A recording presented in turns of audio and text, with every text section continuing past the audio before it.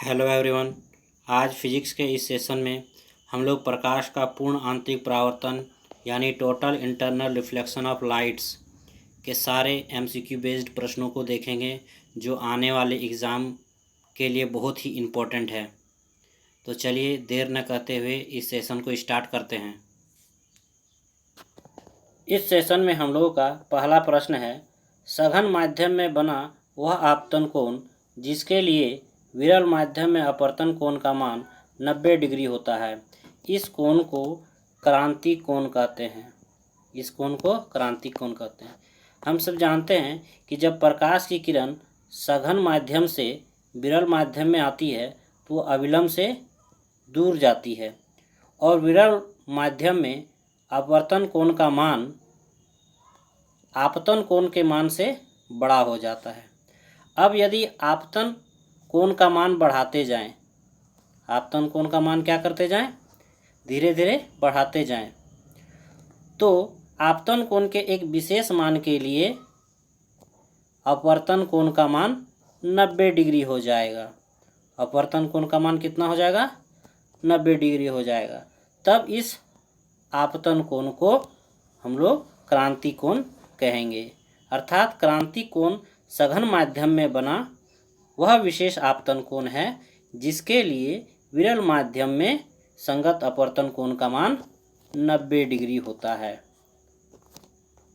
क्रांति कोण सघन माध्यम में बना वह आपतन कोण है जिसके लिए विरल माध्यम में अपवर्तन कोण का मान कितना डिग्री होता है? तो 90 डिग्री होता है। ठीक है। क्रांति कोण सघन माध्यम में बना वह आपतन कोण है जिसका विरल माध्यम में अपवर्तन कोण का मान 90 डिग्री होता है।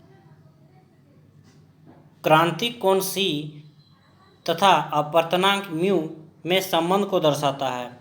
Mu equal to sine C, mu equal to 1/sin C, mu equal to 1/cos C या इनमें से कोई नहीं। तो इसका सही आंसर है option B, mu equal to 1/sin C। क्रांति कोण और अपवर्तनांक के बीच का सही संबंध है। अब निम्न पदार्थों के क्रांतिक कोण और अपवर्तनांक को थोड़ा सा देख लेते हैं जो परीक्षा के दृष्टि से बहुत ही इम्पोर्टेंट हैं, जो अक्सर एग्ज़ाम में पूछ ही लिए जाते हैं। उनमें से जल का अपवर्तनांक होता है 1.33 और क्रांतिक कोण होता है 48.75 डिग्री। क्राउन कांच का अपवर्तनांक होता है 1.52 और इसका क्रांतिक कोण होता है 41.14 डिग्री। फ्लेंट कांच का अपवर्तनांक होता है 1.65 और इसका क्रांतिक कोण होता है 37.31 और हीरे का जो अपवर्तनांक होता है 2.42 होता है और इसका क्रांतिक कोण 24.41 होता है, जो अक्सर एग्ज़ाम में पूछ ही लिए जाते हैं। हम लोगों का नेक्स्ट क्वेश्चन है कि आपतन कोण का मान क्रांतिक कोण से बड़ा होने पर प्रकाश विरल माध्यम में ना जाकर संपूर्ण प्रकाश परावर्तित होकर सघन माध्यम में लौट जाता है। इस घटना को प्रकाश का पूर्ण आंतरिक परावर्तन कहते हैं। तो चलिए इस प्रश्न को डिटेल से समझते हैं।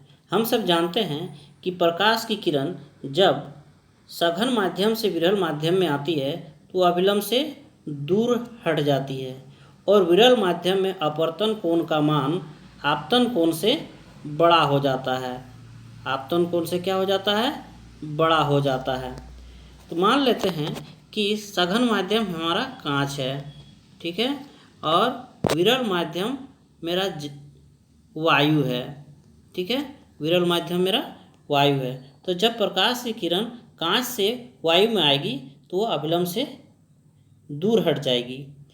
अब यदि आपतन कोण का मान धीरे धीरे बड़ा करते जाएं, आपतन कोण का मान धीरे धीरे बड़ा करते जाएं तो अपवर्तन कोण का मान भी धीरे धीरे बड़ा होता जाएगा और आपतन कोण के विशेष मान के लिए अपवर्तन कोण का मान जब 90 डिग्री हो जाएगा तब इस आपतन कोण को क्रांति कोण कहते हैं।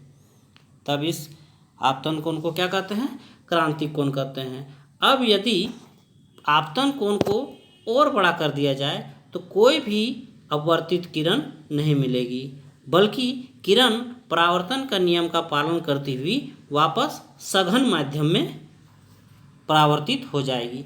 इसी घटना को प्रकाश का पूर्ण आंतरिक परावर्तन कहते हैं। पूर्ण आंतरिक परावर्तन के लिए आवश्यक शर्तें होती है। पहला शर्त, प्रकाश की किरण का सघन माध्यम से विरल माध्यम में जाना। दूसरा शर्त, आपतन कोण का मान क्रांतिक कोण से बड़ा होना। ये दोनों ही आंसर सही हैं। सूर्य के प्रकाश का पूर्ण आंतरिक परावर्तन हो सकता है जब प्रकाश जल से कांच में जाए, जब प्रकाश वायु से जल में जाए, जब प्रकाश कांच से वायु में जाए, जब प्रकाश वायु से कांच में जाए। तो हम सब जानते हैं कि पूर्ण आंतरिक परावर्तन तभी होता है जब प्रकाश सघन माध्यम से विरल माध्यम में जाता है। तो ऑप्शन नंबर सी वो हम लोगों का सही आंसर है। जब प्रकाश कांच से वायु में जाएगा तभी पूर्ण आंतरिक परावर्तन होगा। संचार में प्रयुक्त ऑप्टिकल फाइबर किस सिद्धांत पर काम करता है? प्रकाश के अपवर्तन के सिद्धांत पे, वर्ण विक्षेपण, प्रकाश का पूर्ण आंतरिक परावर्तन या प्रकाश का नियमित परावर्तन। तो इसका सही आंसर है प्रकाश का पूर्ण आंतरिक परावर्तन। ऑप्टिकल फाइबर्स जो है वो प्रकाश के पूर्ण आंतरिक परावर्तन के सिद्धांत पर काम करता है। यह एक ऐसी युक्ति है, ऑप्टिकल फाइबर एक ऐसी युक्ति है जिसके द्वारा प्रकाश सिग्नल को इसकी तीव्रता में बिना क्षय हुए एक स्थान से दूसरे स्थान तक टेढ़े मेढ़े मार्ग में भी स्थानांतरित किया जा सकता है। ऐसी युक्ति का नाम बताएं जिसके द्वारा प्रकाश सिग्नल को इसकी तीव्रता में बिना क्षय हुए एक स्थान से दूसरे स्थान तक टेढ़े मेढ़े मार्गों से स्थानांतरित किया जा सकता है। उसे ऑप्टिकल फाइबर या प्रकाशिक तंतु कहते हैं। मृग तृष्णा उदाहरण है। तो मृग तृष्णा प्रकाश के पूर्ण आंतरिक परावर्तन का उदाहरण है। कभी कभी मरुभूमि में यात्रियों को दूर से पेड़ उल्टा दिखाई देता है जिससे वे समझते हैं कि वहाँ कोई जलाशय है, जिसमें पेड़ का उल्टा प्रतिबिंब दिखाई देता है, लेकिन वास्तव में वहाँ कोई जलाशय नहीं होता है। इस प्रकार के दृष्टि भ्रम की घटनाएं जो है वो प्रकाश के पूर्ण आंतरिक परावर्तन के कारण ही उत्पन्न होती है। गर्मियों के मौसम में पूर्ण आंतरिक परावर्तन के कारण होने वाला दृष्टि भ्रम है। तो इसका सही आंसर है मरीचिका। गर्मियों के मौसम में पूर्ण आंतरिक परावर्तन के कारण होने वाला दृष्टि भ्रम मरीचिका है। मरुभूमि में इस प्रकार की घटनाएं तभी होती है जब बालू के गर्म होने से नीचे की परत विरल माध्यम और ऊपर की परत सघन माध्यम का कार्य करने लगती है, तब जाके मरीचिका का निर्माण होता है। हीरे के चमकने का कारण है। तो हीरा प्रकाश का पूर्ण आंतरिक परावर्तन की घटना के कारण चमकता है। तो हीरा से प्रश्न आता है। हीरा का अपवर्तनांक कभी कभी परीक्षा में पूछ लिया जाता है। हीरे का अपवर्तनांक कितना होता है? तो हीरे का अपवर्तनांक 2.42 होता है। अब जब हीरे के बारे में पढ़ रहे हैं तो इसका क्रांतिक कोण कितना होता है? तो इसका क्रांतिक कोण 24.41 डिग्री होता है। कितना होता है? 24.41 डिग्री। जब बाहर का प्रकाश किसी कटे हुए हीरे में प्रवेश करता है, जब बाहर का प्रकाश क्या होता है? किसी कटे हुए हीरे में प्रवेश करता है, तो वह उसके भीतर भिन्न भिन्न तलों पर बार बार पूर्णतः परावर्तित होता रहता है। हीरे के अंदर जब किसी पृष्ठ पर आपतन कोण 24.41 से कम होता है तभी वह प्रकाश हीरे से बाहर निकल जाता है और कुछ ही दिशाओं से और जब यह प्रकाश आँखों में पड़ता है तो हीरा चमकदार दिखाई देता है। कालिख से पुता हुआ गोला जल में चमकता है, इसका सही कारण बताना है। तो इसका सही कारण है प्रकाश का पूर्ण आंतरिक परावर्तन। तो चलिए देखते हैं इसमें क्या होता है। तो कालिख से पुता हुआ गोला जब पानी में रखकर देखा जाता है तो वह चमकीला दिखाई देता है। ठीक है, तो पानी तथा गोले के ऊपर की कालिख के बीच हवा की एक परत बन जाती है। पानी और हवा के इस परत के बीच की सतह से प्रकाश का पूर्ण आंतरिक परावर्तन होता है।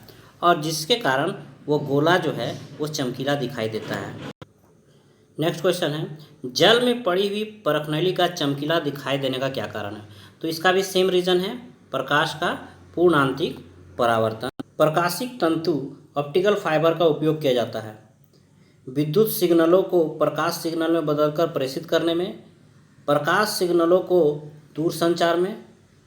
तो इसका सही आंसर है ए तथा बी दोनों। प्रकाशिक तंतु का उपयोग किया जाता है, किसमें उपयोग किया जाता है? मनुष्य के शरीर में आंतरिक भागों का परीक्षण करने में, शरीर के अंदर लेजर किरणों को भेजने में। तो इसका सही आंसर है ए तथा बी दोनों। चटका हुआ कांच चटकीला दिखाई देता है, इसका क्या कारण है? प्रकाश के परावर्तन के कारण, विवर्तन के कारण, व्यतिकरण के कारण, प्रकाश के पूर्ण आंतरिक परावर्तन के कारण। इसका सही आंसर है प्रकाश के पूर्ण आंतरिक परावर्तन के कारण चटका हुआ कांच चटकीला दिखाई देता है। पेट या शरीर के अन्य आंतरिक अंगों के अन्वेषण के लिए प्रयुक्त तकनीकी इंडोस्कोप आधारित है।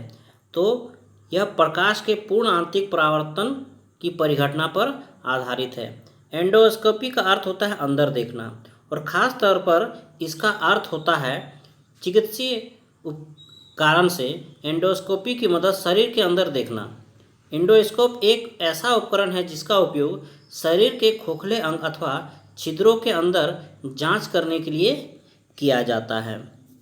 ऑप्टिकल फाइबर द्वारा प्रकाश को किसी रोगी के मुंह से कंठ द्वारा उसके शरीर के अंदर भेजकर उसके आंतरिक अंग जैसे पेट को प्रकाशित कर उसका प्रतिबिंब प्राप्त किया जाता है।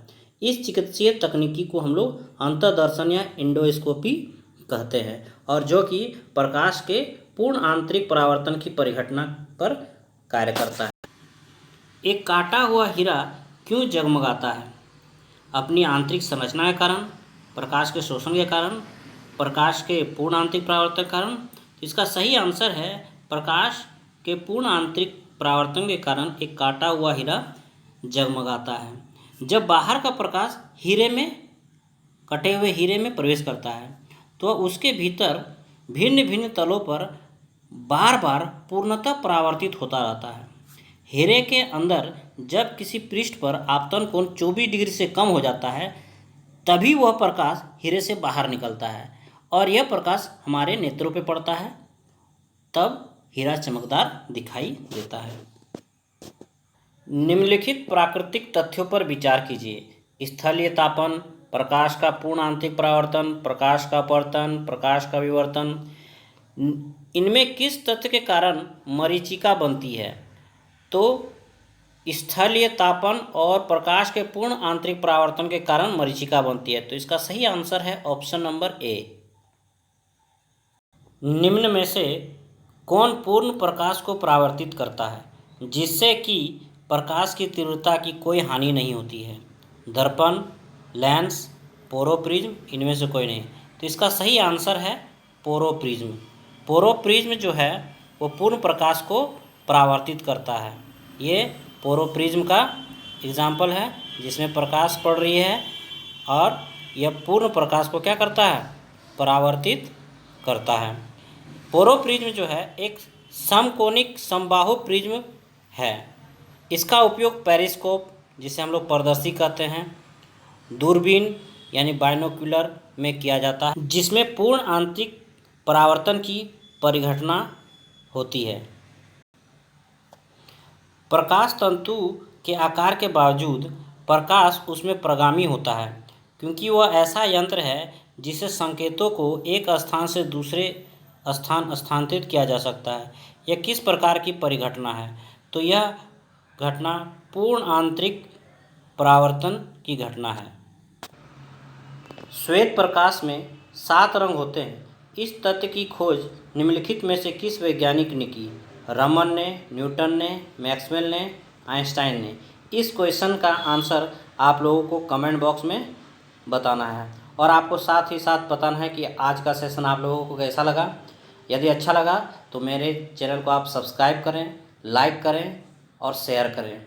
और जल्द ही मैं आप लोगों के लिए एक नया वीडियो लेके आऊँगा नए टॉपिक के साथ। Thank you, have a nice day.